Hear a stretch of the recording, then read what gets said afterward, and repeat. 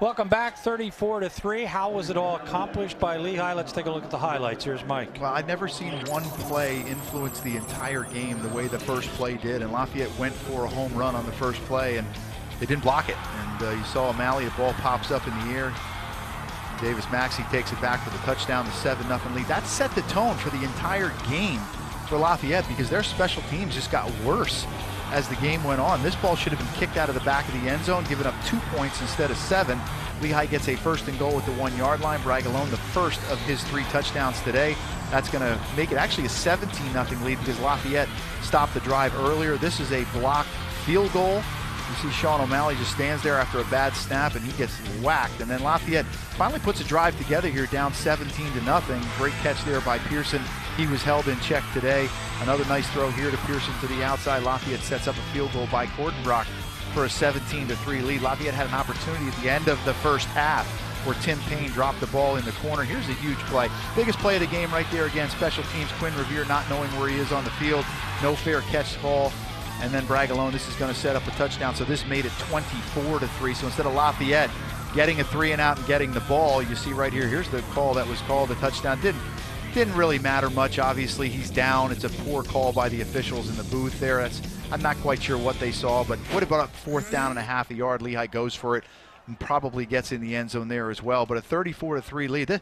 This is pure disappointment. I mean, it's just not the way they wanted to play. Special teams had a huge effect on the game. Probably 24 to 28 points of this was, remember, this should have been a 3-3 game, but Lafayette had no answers, and they have no answers offensively. They need to go back to the drawing board and find out who's going to be the quarterback of this football team and who's going to lead them to points on the board or come back. They were not resilient today in coming back from a deficit early from their special teams.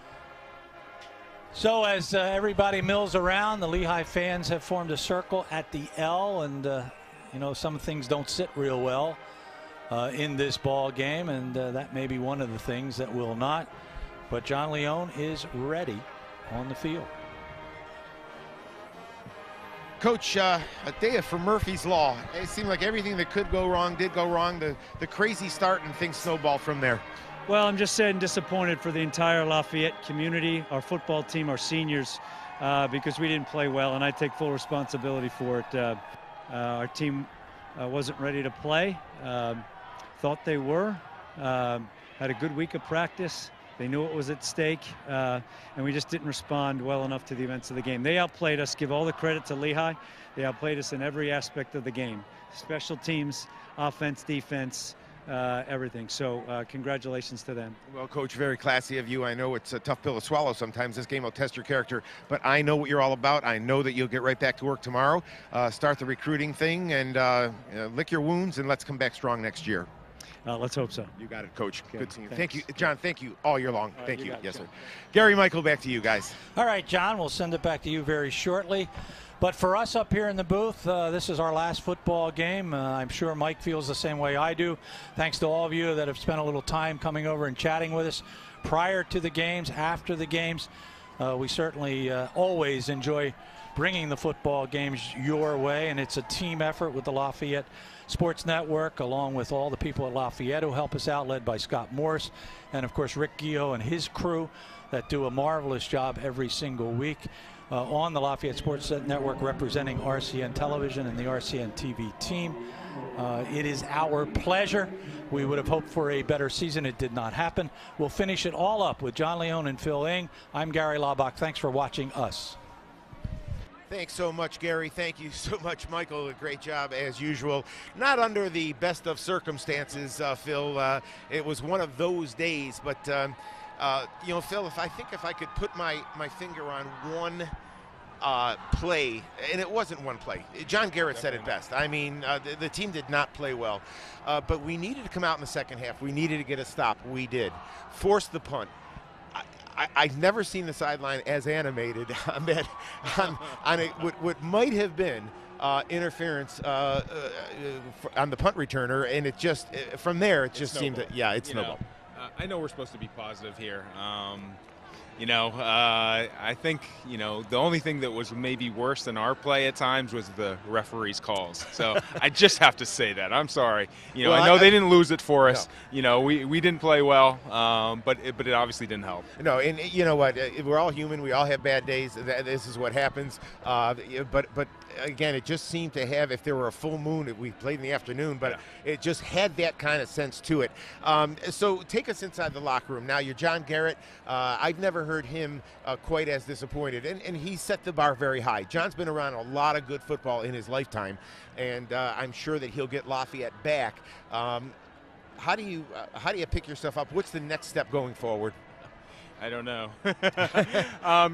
Again, you just got to, pick yourself up. Hopefully, get back to the basics. You got some, younger kids that are coming up that got a decent amount of playing time. And then, just move forward from there, in spring ball and moving forward. Well, it's a proud football program with a long, rich history. There's no question at some point in time this is going to happen. This could have been a big day for the Leopards. We're waiting for that one turnaround.